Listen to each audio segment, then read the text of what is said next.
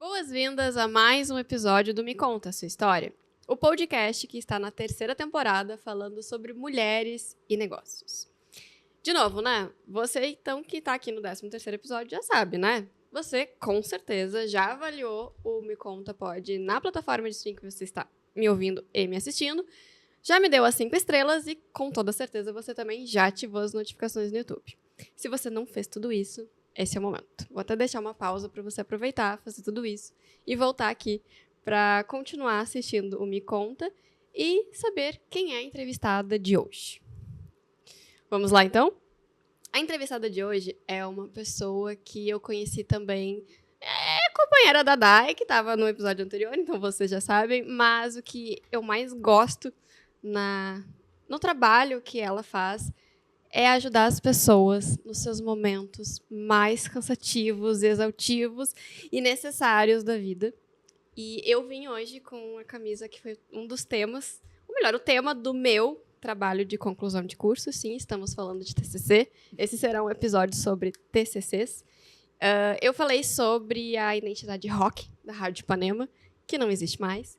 Mas eu me caracterizei hoje porque esse é um assunto que eu amo falar. E eu acho sensacional o trabalho que a Ana faz, a nossa mentora de trabalho de conclusão. Então, o 13º episódio de hoje é com a Ana, a nossa mentora de trabalho de conclusão de curso. Seja muito bem-vinda, Ana. Muito obrigada por ter aceito o convite. Fico muito feliz de estar aqui, principalmente no 13º episódio, que é o meu número da sorte. Então, eu me sinto honrada, com certeza, aqueles sincronismos que o universo faz com a gente, né? Adorei, achei perfeito esse início. E aí as pessoas devem estar pensando, como assim duas loucas que amam o TCC se juntaram para falar de um assunto que as pessoas odeiam ou têm pavor? Mas eu quero falar primeiro do meu, até pra gente conseguir descontrair, o meu trabalho de conclusão da faculdade.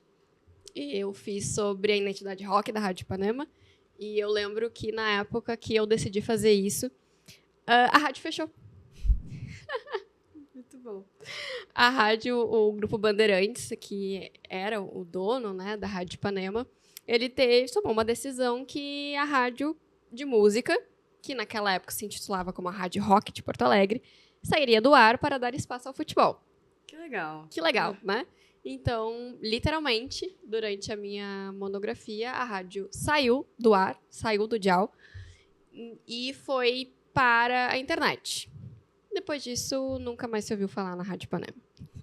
Então, eu fiz todo um trabalho em cima de quase que... eu lembro que o meu orientador, na época, falou, Tainá, tu tá fazendo como um testemunho, assim. Tu tá deixando um registro... Uma mensagem póstuma. Basicamente, tu tá deixando um registro inédito. Teu trabalho de conclusão é um trabalho completamente inédito. Não só pelo corpus da pesquisa em si, porque ninguém mais vai ter o último segundo da Rádio Ipanema no ar. Eu me todo. Ninguém mais vai ter o último segundo da Ipanema no ar do que tu. Então, foi uma jornada exaustiva, mas ao mesmo tempo foi aquela sensação de dever cumprido, assim. Sim. E a minha primeira pergunta é, Ana, como é que foi o teu trabalho de conclusão de Nossa. curso? O meu trabalho de conclusão de curso foi um evento para mim, porque quando comecei lá em 2019, eu não era boa em escrever. Eu era ruim em escrever, apesar de ser uma pesquisadora, né, na faculdade. Então, apresentei em congresso, apresentava naqueles modelos da ONU. Então, tinha já bastante familiaridade em falar em público.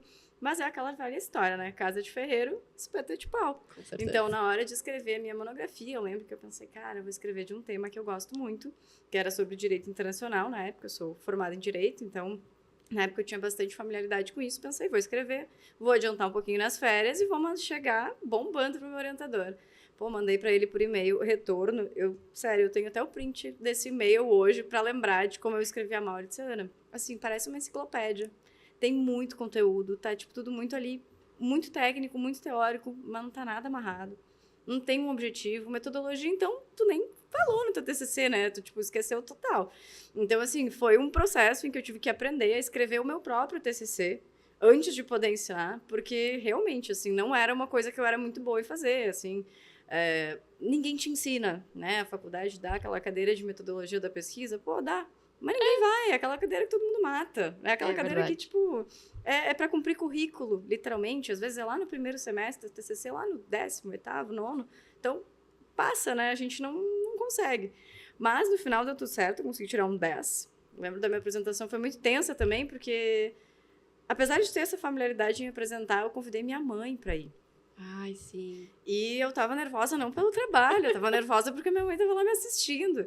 Mas eu lembro quase caí para trás no púlpito, enganchei o salto. Olha, foi realmente por isso que eu disse, foi um evento meu TCC, no final deu tudo certo. E comecei a pegar gosto, né? E comecei a ajudar as pessoas também que eram os meus colegas, porque eu queria me formar junto. Então, criou-se a rede do TCC a partir daí. E é legal ter falado isso, porque no meu TCC o meu pai também tava. E eu lembro, quer dizer, na verdade eu não lembro da minha apresentação, porque eu... Dá branco? Exato. Tá branco. Tanto que as pessoas... Porque, enfim, eu sou uma pessoa que sou criativa demais. Então, o que eu fiz? Eu, claro, na monografia eu contei a história do rock, né? Porque eu queria fazer uma análise pra dizer que se a Ipanema era rock ou não. Aí, o que eu fiz na apresentação? Eu contei a história do rock. Antes de falar da metodologia, da pesquisa, da conclusão, eu fiz toda uma passagem do rock, né? Desde Elvis, passando por Beatles, até Skank e até chegar no Fresno, que era o meu orientador disse, não, vamos com calma, chega, não dá pra falar de todo mundo. Tu tem ali 50 minutos, 60. E eu lembro que o meu pai também tava, a minha sobrinha também tava, e o que eu lembro é que eles estavam lá, eu só não lembro do resto. Porque acho que a gente fica tão nervosa, a gente entra tanto dentro do tema, né? Que isso era uma coisa que os professores me falavam, né? Um bom trabalho de conclusão de curso é aquele de quem faz. Quem não faz, não vai ser um bom trabalho de conclusão. Eu sempre digo assim, a galera que vai apresentar tem essa, ai, Ana, se eu ficar nervosa, se eu trabalho. Cara, foi tu que escreveu o teu trabalho? Foi. Então, tu vai lembrar, tu vai saber. A gente escreve sempre um roteiro ali pra deixar a pessoa mais tranquila, justamente pra não se perder na caminhada, porque às vezes a gente fica muito nervoso e fica, ai meu Deus, tô falando um monte de coisa que não tem nada a ver. Mas, justamente pra isso a gente faz. Porque é muito normal a gente apresentar e esquecer. Sim. Principalmente falar em público, coisas assim que a gente tem que se expor a outras pessoas nos assistindo falar. Eu tenho certeza que depois eu não vou lembrar. Eu não vou lembrar, exatamente. Mas aí eu quero começar. Isso é um momento de descontrair, eu sempre faço isso, trago os meus relatos. Eu amei, de verdade, assim, quando eu falava isso, e eu falo hoje, as pessoas dizem que tu é louca, mas eu amei fazer o meu trabalho de conclusão. Eu amei estudar sobre rock, eu amei estudar a história da Ipanema. Eu chorei muito quando, naquele dia 11 de maio, a Ipanema fechou. Era 11 de maio de 2013, 2014, mas eu lembro que eu chorei muito naquele dia. Eu falei pro meu orientador, acabou meu mundo. Acabou, não vou pegar meu diploma nenhum, porque eu não quero falar de outra coisa se não for isso. E aí eu queria te perguntar, em que momento que tu percebeu que eu tenho capacidade para segurar na mão dessas pessoas que estão chorando, que estão desesperadas, que não sabem o que fazer, e vou fazer disso meu próprio negócio? Tem aquela frase do, ai, Gabi, só quem viveu sabe. Sim. Eu poderia resumir com isso. Porque eu tive que passar por esse processo de aprender para mim. Eu tive que ralar bastante, porque eu realmente era totalmente incapacitada para escrever um trabalho acadêmico quando eu comecei. E principalmente o meu TCC, assim, se eu postasse o print hoje do meu orientador, é para passar vergonha. Eu ia meus clientes todo ano dizer, meu Deus do céu, essa garota não tem condição não. Então, eu tive que aprender muito a fazer isso. Eu tive que fazer cursos, fiz curso de oratória, fiz curso de formatação da BNT, gente, é chatíssimo. Então, né, tive que fazer vários cursos português e tudo mais para conseguir também incorporar isso ao negócio.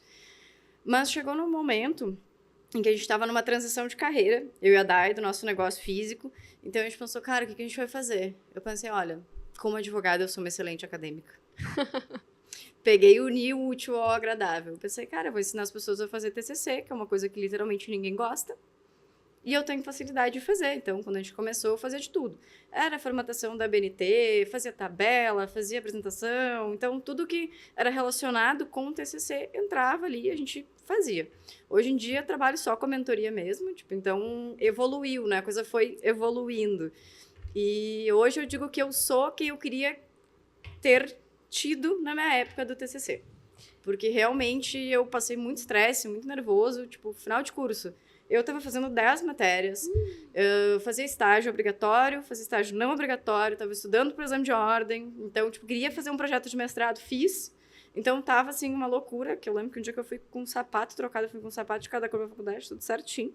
Então, assim, queria muito ter alguém pra me direcionar, pra não precisar perder aquele pouco tempo que eu tinha em fazer. Não, eu tinha que procurar como fazia e fazer. Então, eu queria alguém que me dissesse, ó, faz isso, eu já ia reto fazer. Sabe que isso é muito engraçado, porque uma vez eu fui de chinelo de dedo pra aula e eu não percebi. Coisas que acontecem com os acadêmicos nos últimos semestres, né? A gente fica louca mesmo, assim. Louca, e eu lembro que eu cheguei, e aí eu lembro que o meu colega, tipo, bah, mas tu... gente, desculpa, pessoal que não é do Rio Grande do Sul, mas é que eu uso muito a gíria daqui. Ele disse assim, bah, mas tu tá virada, hein? O que aconteceu contigo? E eu estudava de noite. Eu também fazia estágio obrigatório no obrigatório. Às vezes dava tempo de ir pra casa, às vezes não dava, eu ia direto. Naquele dia eu fui pra casa. Eu tomei um banho, tomei um copo de água e fui pra faculdade. E eu lembro que o meu colega olhou pra mim e disse, mas tu tá muito mal, né? Deu, por quê? Ele, tu tá de chinelo de dedo. Tá, imagina a tua reação olhando pra baixo. Sim, quando eu olhei assim, eu... Não sei o que. Eu olhei, eu não sei o que te falar. Porque a gente se perde, né? Aquela coisa, desculpa, não era eu. A gente se perde a gente completamente. se perde total, né? assim. Eu lembro que foi muito caótico esse último semestre da faculdade, formatura, e ter que estudar pra prova, e eram 10 matérias, eu tava, tipo assim, eu digo, cara, tem uns cabelinhos brancos hoje que foi esse 10º semestre, com certeza. Então, muita gente chega pra mim com essa demanda de, cara, eu tô no último semestre, tenho estágio obrigatório, não obrigatório, isso, aquilo. Às vezes, muitas têm filhos, né? Muitas meninas das minhas mentoradas têm filhos, então, tipo, é uma jornada dupla, tripla, às vezes eu não sei nem como é que elas fazem, bem sinceramente. Eu não tive filho na época, também não tenho, e não tenho nem ideia de como é que deve ser. Mas elas têm que conciliar tudo isso. Então, realmente, assim, eu me sinto muito feliz, muito grata de poder facilitar uma coisa, poder facilitar a pessoa se formar e ter uma condição de vida melhor, poder, tipo, realmente alcançar, né, um outro patamar de carreira, digamos assim, quando a gente sabe que deixa de ser estagiário e vira, né, a gente passa a pegar o diploma, já nos trata um pouquinho diferente. Então, essa é a minha missão, realmente, é fazer as pessoas se formarem, né, passando por essa etapa. E o que tem na tua mentoria de TCC? Pô, tem de tudo. Tem choro, tem surto, brincadeira. Não, porque assim, a gente tá rindo, estamos aqui conversando, duas pessoas que amam trabalho de conclusão. Eu fiz 2, eu fiz o da graduação, eu fiz da pós foi só um artigo. Só um artigo. Exato. Só um artigo, que não é, a gente sabe que não é. Mas a verdade é que ele é um momento para 90%, um momento exaustivo para 90% da população. Isso, de fato, é carimbado, registrado em cartório. E acho que as pessoas devem estar se perguntando, mas o que tem nessa mentoria? Ela vai fazer o trabalho por mim? Não.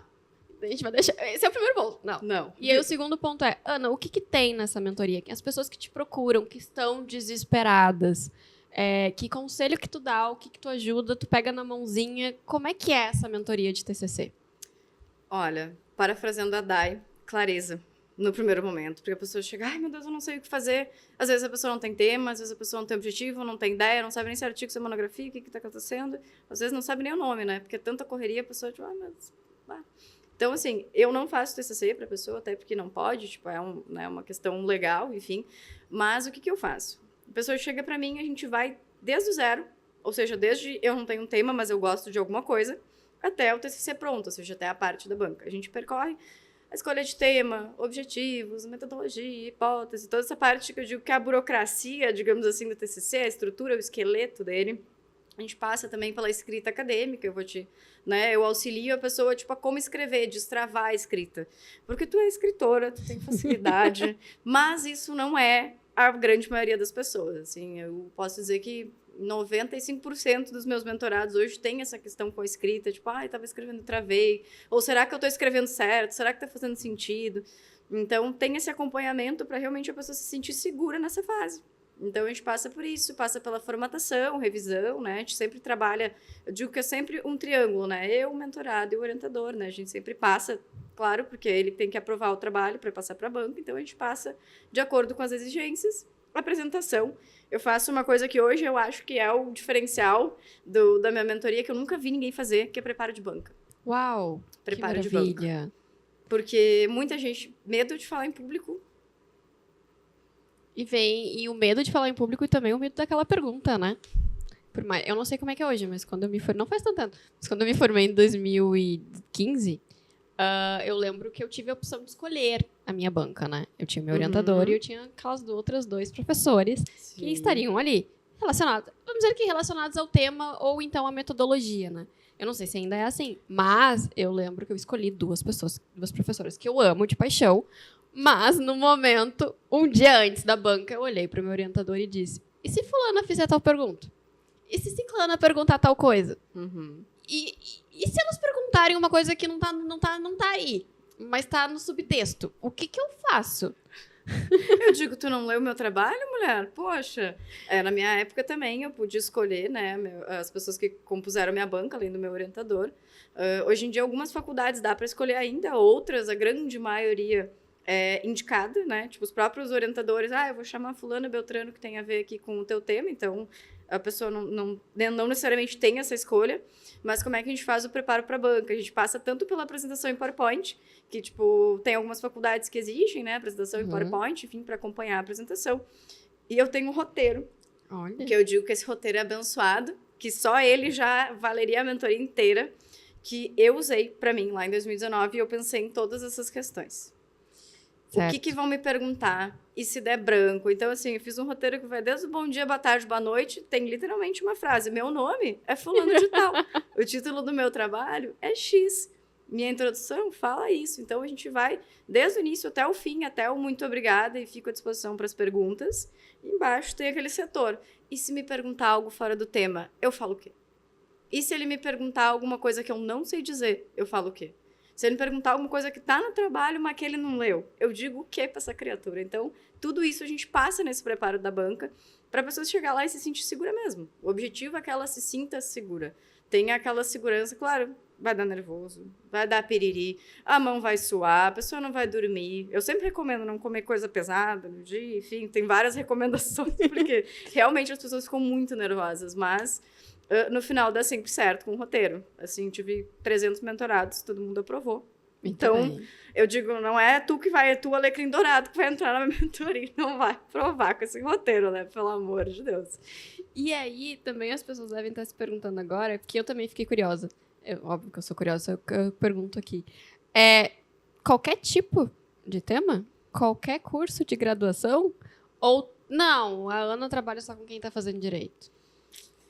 Olha, por mais que eu seja formada em Direito e tenha familiaridade, né, com essa parte toda, eu fiz antes, cursei já administração, cursei gastronomia, cursei psicologia, nada disso eu terminei, né, gente? Cozinho bem pra caramba, mas nada disso eu terminei. Não tá, então, tenho experiência com outras áreas também. Mas é literalmente, assim, teu trabalho segue as normas da ABNT, ele tem um padrão, ele precisa responder um objetivo. Eu digo, cara, trabalho acadêmico, todos eles têm o mesmo formato, independentemente do teu curso.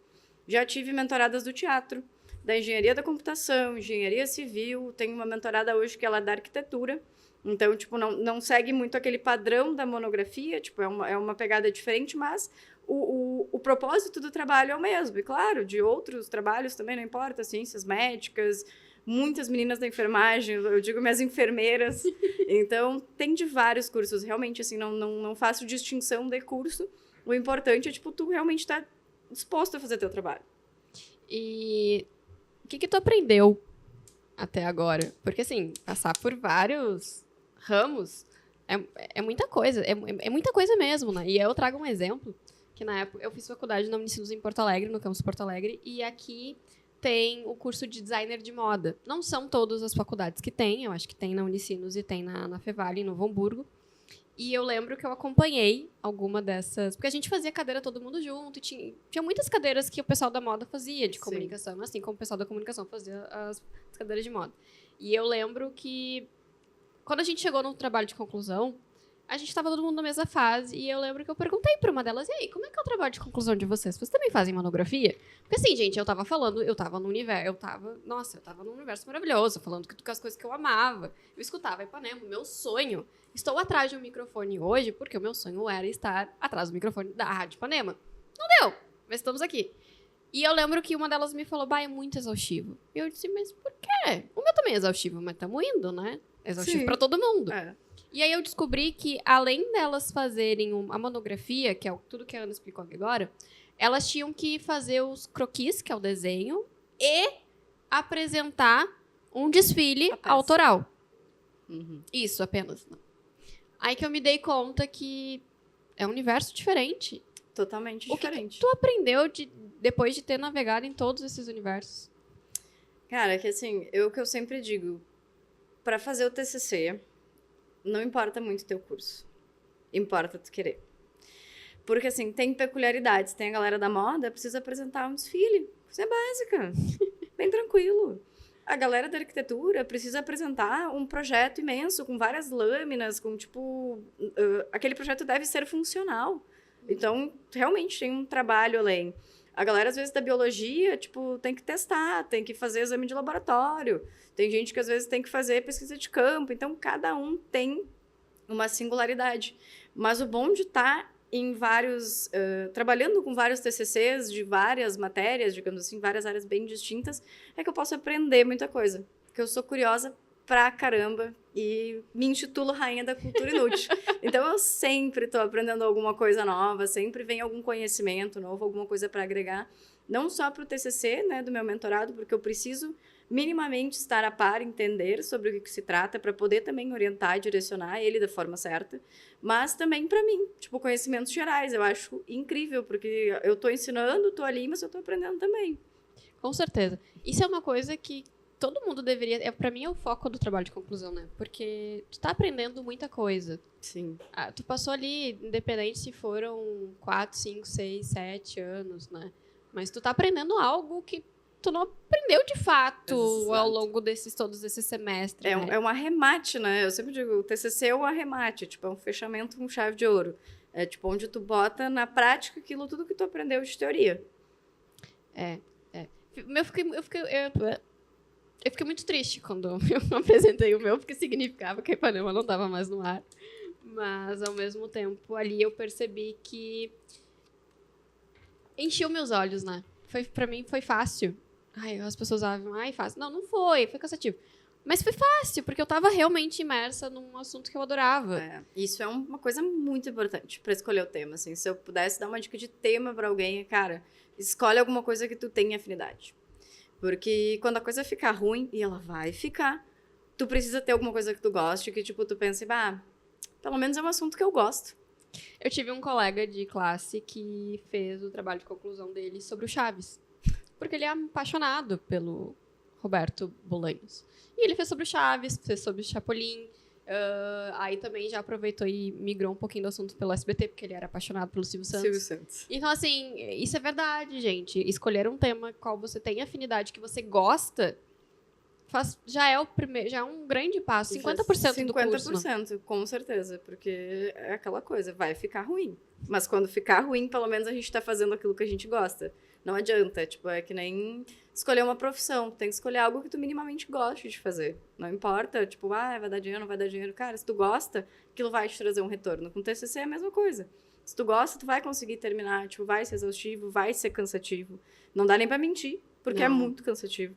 Mas depois, quando tu vê aquilo pronto, tipo, é uma realização, assim. Tu pensa, porra, tô escrevendo de alguma coisa que eu gostei, tô contribuindo com algo que importa pra mim e pra sociedade. Então, esse é o grande propósito, eu acredito, de um TCC, né?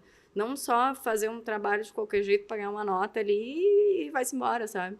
Então, realmente, a escolha do tema é meio caminho. E aí, as pessoas... Quando eu comecei a fazer o meu, eu lembro que eu enchi meu orientador de perguntas, ele começou a rir, e ele disse, vamos com calma, jornalista. Agora você não é jornalista, você está sendo acadêmica, pesquisadora. E eu queria saber o que vai fazer o meu TCC ser ótimo. E ele, vamos com calma, vamos por passos, né? Tu fica quase um ano trabalhando isso. Mas, Ana, o que faz um TCC ser ótimo? O que faz um TCC ser ótimo? Acho que é uma composição de várias coisas, né? Começa na escolha do tema, de algo que tu é realmente apaixonado ou tem afinidade. Um TCC bem escrito é muito bonito. Eu detesto a BNT, particularmente, assim, se fosse...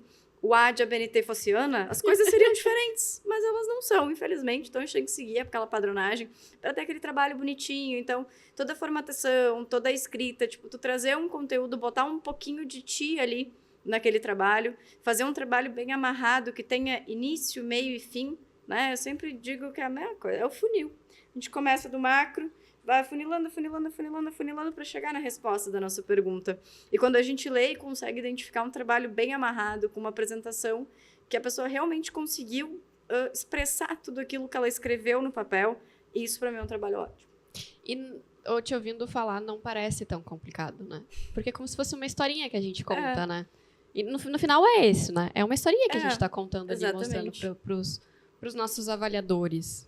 Exato, a gente está contando a trajetória de... Na verdade, é uma sequência de fatos para responder uma pergunta. A gente tem uma pergunta, tipo, uma coisa, eu tenho curiosidade sobre isso na minha área. Beleza, eu vou responder sobre isso, então. Tá, mas para responder isso, o que eu preciso fazer?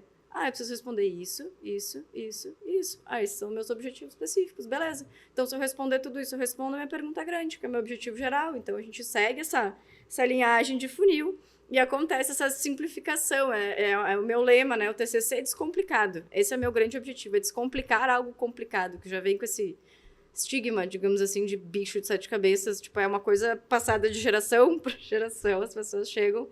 Às vezes, no primeiro semestre, eu me dizendo, eu tô no primeiro semestre. Mas eu tô apavorada. Eu disse, calma, jovem, curso é primeiro, depois a gente conversa. Exatamente. E eu lembro também que eu cheguei num desespero uma hora, que eu falei assim, mas eu não tenho bagagem, eu não tenho conhecimento pra fazer trabalho de conclusão. E eu lembro que um dos meus colegas olhou pra mim e disse, pô, mas tu não fez a faculdade, criatura? Tu não tá aí no 4º, 5º semestre, como é que tu vem me dizer que tu não tem bagagem? Não tem bagagem, exatamente. As pessoas ficam muito apavoradas, assim, parece que realmente dá um branco. Tu pensa, às vezes eu penso, será que eu fui alfabetizada? Não, real. Porque a folha em branco, ela assusta nesses momentos, assusta. Né? E eu sou uma pessoa que gosta, as pessoas que estão assistindo sabem que eu sempre trago papel, né? E a minha conclusão do trabalho eu fiz toda à mão. Olha que loucura. Eu não conseguia, acho que talvez o segundo pior momento, o primeiro foi óbvio, quando eu tive que mudar o meu objetivo, né? Que era continuei analisando a identidade rock da Ipanema, mas agora eu não podia mais no estúdio, não podia mais conversar com as pessoas, não podia mais fazer uma análise quantitativa, né? Eu tive que fazer uma análise de discurso nas redes sociais. E o segundo momento, isso foi desesperador, mas o segundo momento foi realmente, tá, e agora? Eu concluí o quê? Eu respondi a minha pergunta ou não respondi? E eu lembro que eu passei uma semana, todos os dias, 7 dias na frente do computador, tentando escrever, e não deu. Até que eu falei para o meu orientador, eu disse, não deu, não sei como fazer a conclusão. Aí ele, não, então faz assim, pega um caderno e faz um resumo de tudo que tu fez até agora. Então eu escrevi a minha conclusão do trabalho, ela foi escrita à mão. Pois é, às vezes rola esses bloqueios no meio do percurso, né? Tipo, é bem comum mesmo. Eu também tive dificuldade de fazer minha conclusão e eu aprendi uma receitinha de bolo para fazer conclusão, que nada mais é do que tu fazer isso que tu fez. Tu vai contando, no primeiro capítulo disse isso, no segundo disse isso, e fui concluindo ali. Fui concluindo no final, faz um arremate, então... trabalho conclui que tal coisa e tá feito, Carreto. Não precisa, a gente diz, não precisa reinventar a roda na conclusão, por favor. Bom, e é verdade, né? Existem essas receitinhas de bolo, a Ana tá ali na mentoria dela para explicar. Mas sabe que eu respondi a minha pergunta, né? Eu disse que sim, a Ipanema era rock. Era rock. Era, sim, no Dial de Porto Alegre, a única rádio rock de Porto Alegre. E também concluí que foi uma pergunta que eu não fiz, mas eu achei sensacional, que a Ipanema ela não era uma rádio. Ela era uma entidade, porque ela não tinha ouvintes, ela tinha fãs. Então, até hoje, se você for colocar em qualquer rede social, seja ali principalmente no Facebook ou no Google, as pessoas sentem falta da Rádio Ipanema.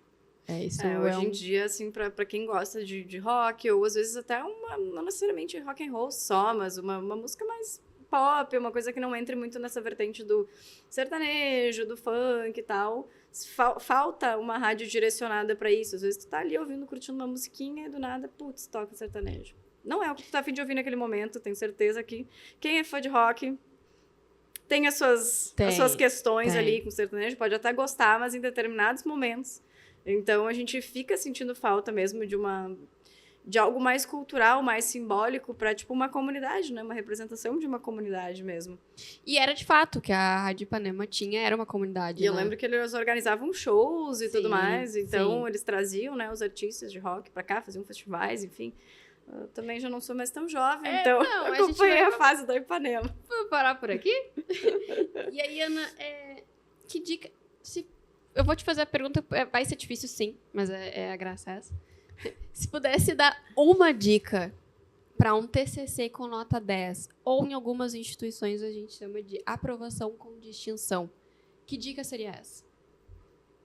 Fazer o teu trabalho do início ao fim com muita atenção. Prestando atenção. Parece tão bobo, né? Parece. Mas hoje em dia a gente tem tanta ferramenta. Tanta ferramenta. Quando eu estava na faculdade, não tinha inteligência artificial. A gente tinha mal e mal o Google, né? Literalmente, mal e mal o Google. É verdade. Mas eu lembro quando eu fiz o meu TCC, eu imprimia os artigos que eu tinha que usar como referência. Então, eu tinha um calhamaço assim de folha que eu andava com aquilo embaixo do braço. Era vademecum, era livro disso, era livro daquilo. Tinha que ir na biblioteca. Biblioteca virtual a gente nem usava, porque aquilo lá era muito difícil de mexer. Muito. Então, assim, dirá um chat GPT da vida. Então, hoje em dia tem muita, muita, muita ferramenta que permite a gente não necessariamente prestar atenção naquilo que a gente está fazendo ou não necessariamente pensar com a nossa própria cabeça. Então, eu digo, cara, se tu quer um TCC bom, tu quer uma coisa que, tipo, vai dar certo, talvez uma indicação para aprovação, faz teu trabalho do início ao fim. É uma ferramenta útil? É uma ferramenta útil. Inteligência artificial está aí para facilitar processos. Mas, uma vez eu ouvi um palestrante, agora eu não me recordo bem quem foi, que disse, cara, a inteligência artificial é uma ferramenta para quem sabe usar. É verdade. Quem tem o conhecimento que precisa inserir ali para ela dar uma resposta adequada. E nem sempre 100% das vezes. Mas a pessoa precisa saber o que ela está escrevendo ali para ter um resultado, para ter um retorno, porque quem não sabe descrever se aquilo tá bom, se aquilo tá ruim, se aquilo tá adequado. Então, realmente, assim, escrever do início ao fim com atenção. Muito bem.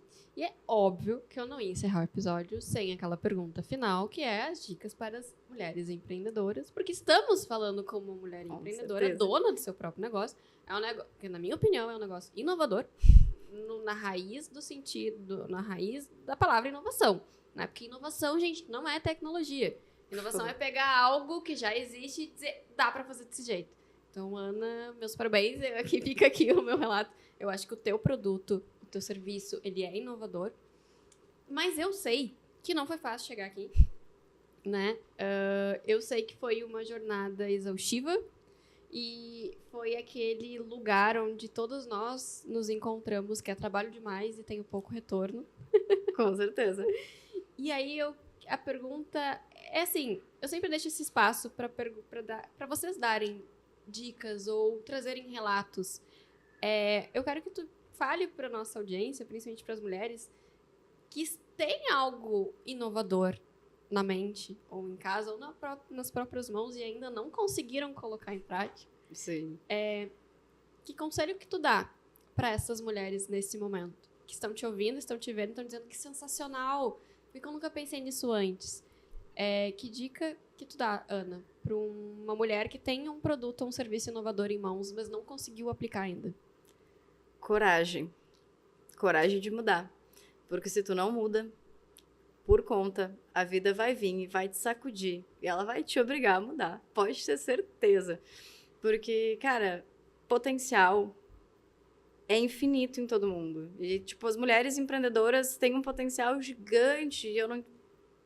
É aquele momento que eu entendo e eu não consigo entender porque que elas não botam aquilo em prática. Porque, tipo, tem muita mulher com ideia incrível. É coragem. É coragem. Eu tive que ter bastante coragem para largar um emprego anterior de advogada, tipo, deixar aquilo lá para trás, pensar, cara, será que a vida é só cumprir prazo, e, tipo, ganhar mal e pagar boleto e ser infeliz e, tipo, o que acontece? Então, um dia eu tive que jogar o chapéu e correr atrás do chapéu lá do outro lado para ver o que acontecia. E deu muito certo. Eu acho que é essa coragem de jogar o chapéu mesmo, de dar um passo. Claro, não vai arriscar, se desestruturar, nada, tipo, dar esse passo, né, risco a gente calcula o risco, então a gente vai com o risco calculado para o outro lado, porque o que está do outro lado é muito legal. Eu sempre digo, a riqueza está do lado de fora, não está aqui. A riqueza está do lado de fora e tu tem que ir lá buscar, ela não vai vir bater na tua porta. Ou seja, mulheres, façam isso. Corram atrás dos seus chapéus. Porque a gente tá falando aqui, imagina, a 13ª história de uma empreendedora que eu trago e todos vocês falam isso, assim, de ter coragem, de ser resiliente, eu tô cansada, não estão me valorizando onde eu tô. Então, é repetitivo, pode até ser um pouco cansativo pra quem tá assistindo todos os episódios. Mas a verdade é essa, né? A gente tem que ter coragem, porque temos potencial pra isso. Exatamente. Quem me ensinou muito sobre isso foi a Dai, né? Minha esposa também estava aqui no podcast no episódio anterior, sobre valorização, sobre estruturação, porque quando eu comecei a fazer esse produto, com certeza eu não cobrava um valor justo e com certeza eu entregava... Olha, eu literalmente só não me materializava na casa da pessoa para fazer o TCC com ela por algum detalhe.